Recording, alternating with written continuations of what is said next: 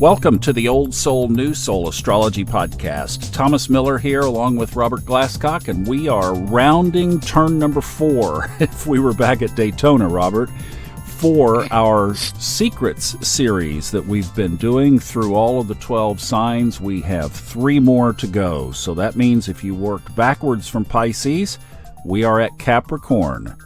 So I'm imagining that the secrets of Capricorn have something to do with Saturn in there somewhere. Good bet. Tell us about it. All right. Well, the trick to this idea of understanding each sun sign's secrets is to place the sun sign on the first cusp and then see what house the sign of Pisces falls in. So with Capricorn, Pisces falls on the 3rd house. So, as an astrologer, you will know that every Capricorn's archetypal secrets have to do with their family and relatives, and boy, do they have them. They've got this wonderful, mysterious, endlessly fascinating ancestral history, but they also have everything else going on in that family as well of secrets and relatives, okay, 3rd house. And you start with the obvious things. Mental illness. It'll be there. You start with another obvious thing. Alcohol problems. It'll be there in their background. And because of the ancestry, the link with the 3rd house of relatives to the 3rd house of the mind, you see, it's a background house. So all of those threads will play into the lives of Capricorn so that they can have, interesting things like stepbrothers or stepsisters who come into the family and they're not blood relatives, and maybe they go to bed with another family member. Do you see those kinds of secrets that are always in the background? This is why Capricorn people often have a very rich imagination and can go into fields that require imaginations because they come from a really wonderfully enriching, checkered past, their ancestors do. So also their connections with where their ancestors migrated to America from will be interesting. So you can find secrets like a mixed race background, things that used to never be talked about, but there they are. You're shaking your head. Is this making sense? Yeah, it is. I'm pondering some questions as I'm reflecting on some Capricorns who I know. Uh-oh. No, it definitely making sense. Well, what you do, Thomas, is to take Pisces on the 3rd house, in this case with Capricorn, and so there have to be 3rd house secrets. Now, this can extend down too. I don't know about your Capricorn friends, but for example, the 3rd house is very clever. And Capricorn people, as a rule, they are ambitious and they do want to reach a position of prominence or even fame or certainly respect. That's what they're really after. But when they're younger, they will try, because of their cleverness, to cheat, to get by, or to get around. They will, and I'm telling you, little white-collar crimes particularly, theft, forgery, this kind. I have Capricorn rising, and I was a really good kleptomaniac up until I think I was about 11 and got caught, and that ended my life of crime. But it's a very interesting sign because it is a rich imagination, and these people, if they get into their family backgrounds or just their own psychology and spirituality, which is also 3rd, 9th matter, if they go into those areas, they're going to find a treasure trove of meaning and enrichedness in their lives that will help them know more who they are and what they want. Where's the structure, the foundation, the platform, the build it right and lasts for a legacy? How does that play into the secret piece? This is the beautiful part of Pisces on the 3rd house in a Capricorn. It is one of the most resourceful signs, along with Scorpio, but Capricorn is one of the most resourceful signs. So with Pisces on the 3rd house, Capricorn very often, to get to where it wants to go, they can either learn to lie and deceive to get where they want to go. That's one path. Or they can use their imaginations to figure out a workaround, a legitimate one, to get to where they want to go. I'm reminded of the actress Elizabeth Taylor, Elizabeth Taylor was in an interview once, and she'd been famous forever, and she once told the interview, when I hear the word no, when a studio or a producer, somebody tells me the word no, what I really hear is not yet, not yet.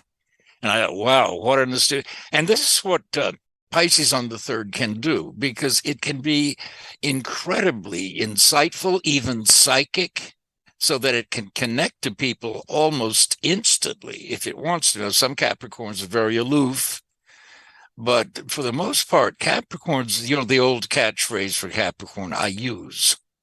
So they do go through life looking to make use of everything that's happening to them, hopefully in a constructive way as opposed to destructive. But they really do. They can empathize with total strangers, even maybe better than their own households sometimes. Let's extrude the third house, too, because you started off by mentioning relatives. I thought that was interesting because most of us think of the third house of the mind, the intellect, the Mercury characteristics, short trips, short travel, like what I'm doing today in Lord Jupiter. My Sprinter van is a short trip from one coast of Florida to the other. Oh, shut up, Thomas.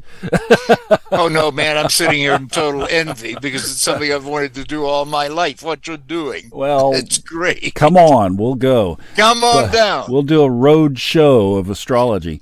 But you mentioned relatives, and then the other thing that I was thinking of, too, that the third house often incorporates is neighbors.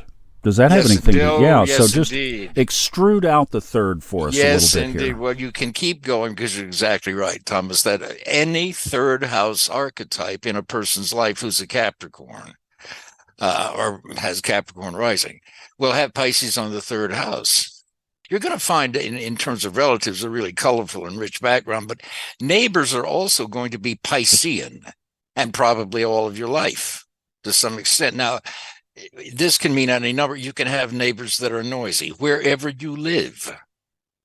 And you'll find over maybe a lifetime, if you are Capricorn, or that if you're living in an apartment or condominium situation, for example, you may find that indeed you do have troublesome neighbors. That's one way it can work when you mention neighbors. Another thing is that, and this is, you can have neighbors who are criminals. Neighbors who will commit arson, who will commit burglary, that sort of thing. I have actually had one place where I lived get burglarized. It was the only time I ever had a Beverly Hills address. And you would think Beverly Hills with its own police force and so on would be pretty, but no, that's where my place got robbed. I thought so. I did have a second break in my first condominium. So I've had two of those things, even with Capricorn, right? So, and of course, the old thing is whatever you do with Pisces, right? If you're going to get romantically involved with a neighbor, make sure you know what you're doing because you're going to be neighbors. And if it breaks up, you see what I mean? It's all that complicating factor that Neptune and Pisces tend to bring.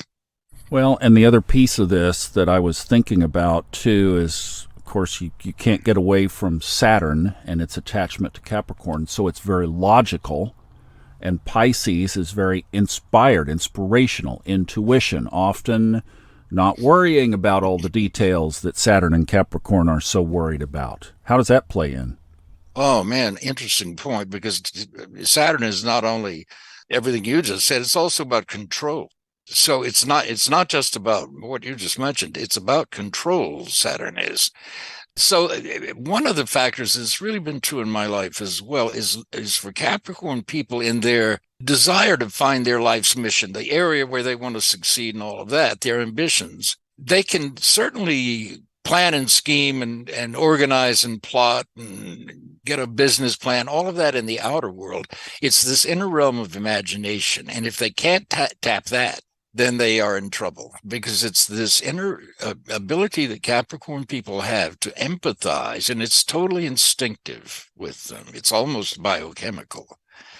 And sometimes, because Capricorns actually have, I think, a great deal of sensitivity, and this includes what we call psychic intuition or psychic permeability, and it can disturb them because that is almost the antithesis of Capricorn's desire to climb the mountain, crag by crag, until it reaches the top. And hopefully they'll do that in a career that they are good at, so they earn that respect.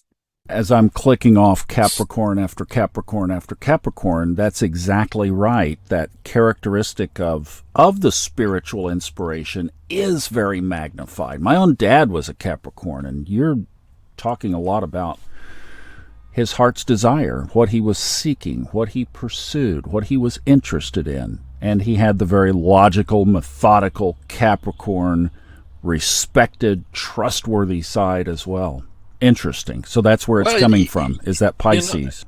It also reminds me, too, that with Pisces on that third house in Capricorn, and Capricorn is an earth sign. It is meant to accomplish and achieve in the outer world and so on. But it's when you have Pisces on that third house, it brings in Piscean elements into the mind. And those have to do with Pisces. Think about it. Neptune and Venus, of course, exalted. The arts, any of the arts. Well, most astrologers don't think of Capricorn as being artistic. They think it's practical and pragmatic and ambition. It should go into business and yada, yada, yada. But in fact, Capricorns have an incredible imagination if they're permeable to it. And then the second area is spirituality or religion, which is what your father was in. That's also Piscean on the third. That's what's on the mind, is what the third house describes. And the other area is medicine and healing, any of them. You can be a nurse, you could be an orderly, you could be an accountant for a medical clinic. But the idea of healing in your community, or if you're really collective, healing the world. But all those Piscean archetypes on the third are actually tremendously enriching. None of them seem to be practical. You know, Capricorns can daydream along with the best of them. And in fact, that's where their inspiration comes from. And they're smart. And because Capricorns like to use everything, they don't discount all this stuff. They use it if they're smart. Your dad did. He made his life based on the spiritual aspects of Pisces and the questing, I think, aspects of Pisces. But I'll guarantee you that he had a secret life that he would have loved to have explored and didn't. I don't know what it was. And you go through and now you're looking at the chart. You can look at the positions of Neptune and Jupiter, which co-rules Pisces, to get more information about a person's secrets if you want to explore those with them. Very interesting. Thank you. This is great. What great stuff. And for all of us who are thinking of a Capricorn in our lives, a lot of what Robert just said is probably ringing true.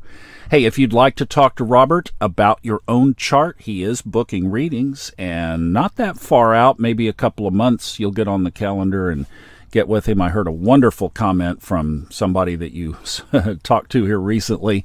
Loved the conversation. That information is in our show notes. Also, Kristen Lawhead is running our Discord channel.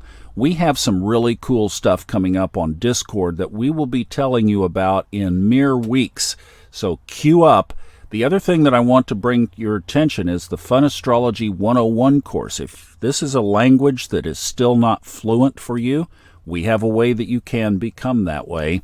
It's the funastrology.com website. Go to the homepage, it's right there, and we have a course that will get you fluent in at least being able to talk on this level. And some of these things that we're going to be doing in Discord are going to be just for course members. So something to think about there as well. All right. Thank you so much for listening. Robert, great information on this. We have 2 more signs to go, and we will catch those in the upcoming episodes. If you'd like to leave us a question, too, we'd love to answer them. Once again, go to funastrology.com in the upper left. There's an orange button. You can click it anonymously, not even have to leave your email, and send a question to us for the show. Thank you so much for listening. We'll see you next time on Old Soul, New Soul Astrology Podcast with Robert Glasscock.